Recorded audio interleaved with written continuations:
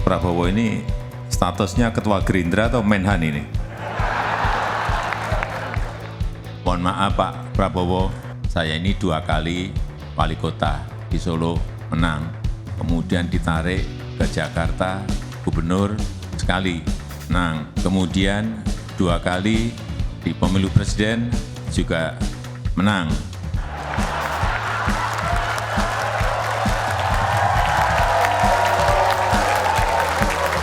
Kelihatannya setelah ini jatahnya Pak Prabowo.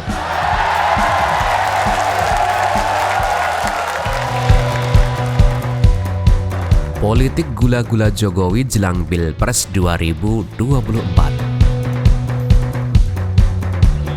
Strategi Jokowi menundukkan para lawan politiknya patut mendapatkan 2 jempol sekaligus. Dalam menjalankan roda pemerintahan, Jokowi melakukan politik rangkul bagi semua lawan politiknya. Bagi Jokowi, syarat mutlak pembangunan adalah menciptakan iklim politik yang datar, menghindari turbulensi politik serta memuluskan semua rencananya dengan menguasai dan mengendalikan kekuatan politik di parlemen. Patron politik non-partai pendukung Jokowi adalah pengusaha. Mereka butuh keramahan lingkungan, steril dari hura-hura politik untuk dapat menjamin investasi dan kepentingan ekonomi lainnya. Pada akhirnya, semua musuh dijinakkan, dijadikan mandul dan disandera serta dijadikan tawanan politik. Jokowi bekerja senyap tetapi mematikan. Semua bisa ditundukkan tanpa harus banyak teriak-teriak. Jokowi nampaknya juga sebagai ahli strategi politik yang sangat pintar dan jeli menaruh kawan dan lawan untuk dijadikan partner politik saat ini dan 5-10 tahun ke depan. Lihai melakukan orkestra politik yang cantik dan kadang menyilaukan lawan dan temannya sendiri. Waktu itu tokoh nasional yang sedang menjadi sorotan adalah Ganjar Pranowo. Gubernur Jawa Tengah itu dianggap sebagai partner Jokowi untuk menjadi kawan sejati dalam baru waktu tertentu. Ganjar dinilai pihak kawan satu partai dan sangat menawan menjadi rekan politik yang baik saat ini dan proyeksi politik ke depan terutama jelang kontestasi Pilpres 2024. Waktu itu Ganjar diterima di Istana Presiden, diundang untuk hadir menyaksikan penganugerahan gelar pahlawan nasional.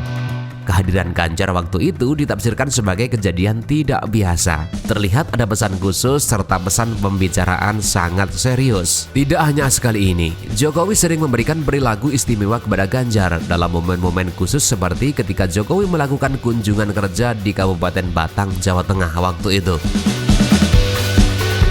Waktu itu Jokowi mengajak Ganjar ikut naik dalam mobil kepresidenan.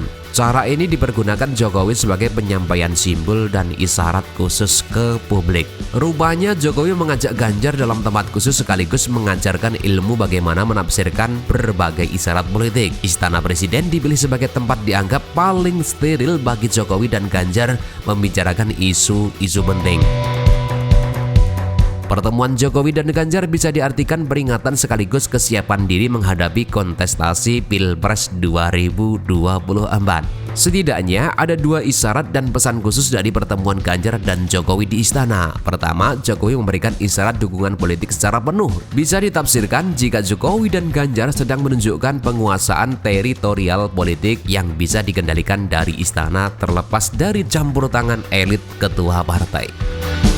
Jokowi menggunakan istana sebagai pusat pengendalian segala misi dan strategi politiknya. Ketua partai pun harus tunduk pada Jokowi ketika harus dipanggil dan merapat menuju istana negara. Istana tempat yang betul-betul dipusatkan sebagai komando strategi Jokowi. Di lain sisi, istana dipakai sebagai simbol penguasaan pemerintah dan negara dalam genggaman Jokowi. Selanjutnya, Jokowi kembali mengambil hati dan simpati para pembantunya. Waktu itu, Jokowi memberikan hati untuk para menteri yang berniat menjadi calon presiden. Jokowi memberikan dukungannya untuk para pembantunya maju sebagai capres dan cawapres dengan catatan khusus. Cara ini dipakai Jokowi sebagai bagian menamakan politik balas budi dan kemurahan hati Jokowi membagi-bagi peluang diraihnya kekuasaan. Putusan Mahkamah Konstitusi membolehkan menteri yang berniat menjadi capres tanpa mundur dari jabatannya. Kemenangan politik bagi para menteri untuk maju sebagai capres dijadikan isu seksi menarik bagi Jokowi. Isu ini menarik ketika relasi bisnis berkaitan kapitalisasi politik dalam ruangan jual beli atau wewenang dan kekuasaan. Sekali lagi Jokowi berhasil menjerat dan menciptakan jual beli dalam bentuk hutang budi, produk aturan pembebasan pengunduran menteri ketika pengajuan diri sebagai Capres dan Cawapres 2024. Jokowi mengarahkan kepada menterinya bahwa dialah atasannya yang sudah membuka pintu para pembantunya untuk bisa nyapres tanpa harus pamit mundur dari jabatannya. Jokowi menunjukkan jabatan dan wewenang penuhnya membuka jalan bagi siapapun menteri yang akan tampil di bursa Capres 2024. Beberapa menteri yang sudah mendapatkan lampu hijau pencapresan tersebut adalah seperti Menteri Pertahanan Prabowo Subianto, Menteri Koordinator Ekonomi Airlangga Hartarto, ada juga Menteri Pariwisata dan Ekonomi Kreatif Sandiaga Uno, dan juga Erick Thohir dulu juga pernah digadang-gadang akan ikut kontestasi Pilpres 2024. Menteri tersebut sebagai pihak yang sudah mendapatkan izin untuk bertarung di Pilpres 2024. Mereka sudah melakukan berbagai kegiatan dan promosi menuju Pilpres 2024. Dua di antaranya menteri menjabat sebagai ketua umum partai dan dua menteri tersebut sebagai profesional. Dan waktu itu, kembali Jokowi juga memberikan sinyal dukungan politik ke Prabowo Subianto. Akrobat politik Jokowi menyebabkan Prabowo harus kembali bertekuk lutut di depan Jokowi.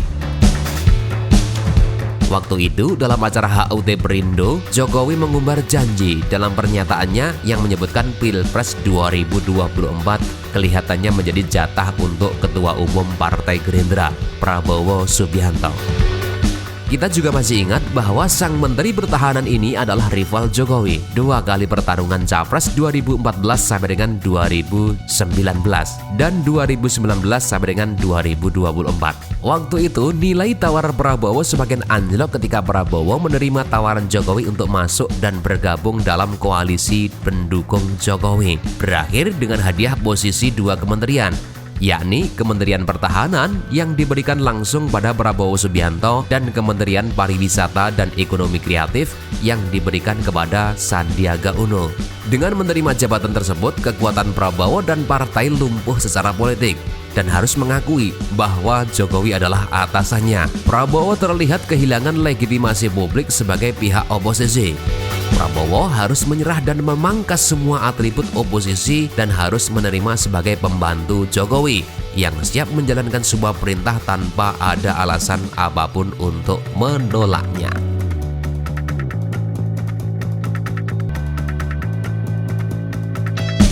Visi politik Jokowi. Jokowi sedang menciptakan kekuasaan politik eksternal di luar parpol. Kesadarannya sangat sigap dan tanggap bahwa Jokowi bukan DNA dari parpol dan sangat tidak memungkinkan menjadi ketua parpol. Jokowi sejak awal sebagai presiden dianggap sebagai petugas partai oleh ketua umum partai. Ini sebagai kewajaran dan titah politik yang harus dijalankan sebagai pesuruh dan petugas partai. 2 tahun menjabat sebagai orang nomor 1 di Indonesia, tentunya Jokowi sangat merasakan bagaimana menjadi seorang petugas partai. Padahal Jokowi berstatus sebagai presiden. Jokowi kelihatannya juga banyak belajar dari presiden sebelumnya, terutama SBY. Belajar banyak bagaimana Susilo Bambang Yudhoyono membangun konsorsium politiknya dan juga dinasti politiknya dengan memanfaatkan infrastruktur pemerintahan selama menjabat. SBY kelihatan berhasil berdiri tegak pasca lengsernya sebagai presiden 2 periode. Prestasi SBY adalah dapat mempertahankan membangun partai dan bisa menjadi kendaraan menuju kursi presiden. SBY juga berhasil mempertahankan dan membina Partai Demokrat menjadi papan tengah dalam perhelatan politik nasional.